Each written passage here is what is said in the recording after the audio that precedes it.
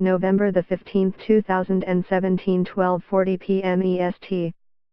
Beijing, Taiwan could soon become the first place in Asia to legalize same-sex marriage, while Hong Kong this month won its bid to host the Gay Games in 2022, another Asian first. But in mainland China, LGBT people are still being subjected to forced confinement, medication and even electric shock therapy to convert them into heterosexuals. The treatment takes place in public, government-run hospitals and in private clinics, according to a report by Human Rights Watch released Wednesday. The organization interviewed 17 people who were threatened, coerced and sometimes physically forced by their parents to submit to conversion therapy, as adults or as adolescents. 5 were subjected to electric shocks while being shown images or videos or given verbal descriptions of homosexual acts. One described it as like having needles stabbing my skin. 11 were forced to take medication orally or given injections, with medical staff ensuring they take the treatment even when they resisted.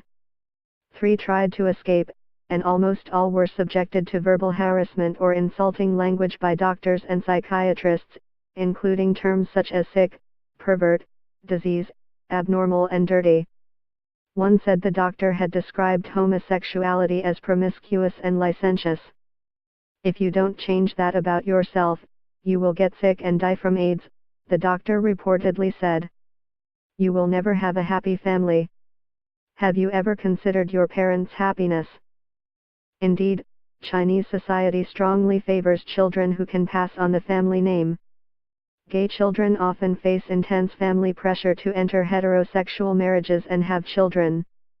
It's been more than 20 years since China decriminalized homosexuality, but LGBT people are still subjected to forced confinement, medication and even electric shocks to try to change their sexual orientation, said Graham Reed, LGBT rights director at Human Rights Watch. China officially decriminalized homosexuality in 1997, while the Chinese Psychiatric Society removed homosexuality from its Chinese classification of mental disorders in 2001. Human Rights Watch said a 2013 mental health law effectively renders conversion therapy illegal, yet it still continues to take place.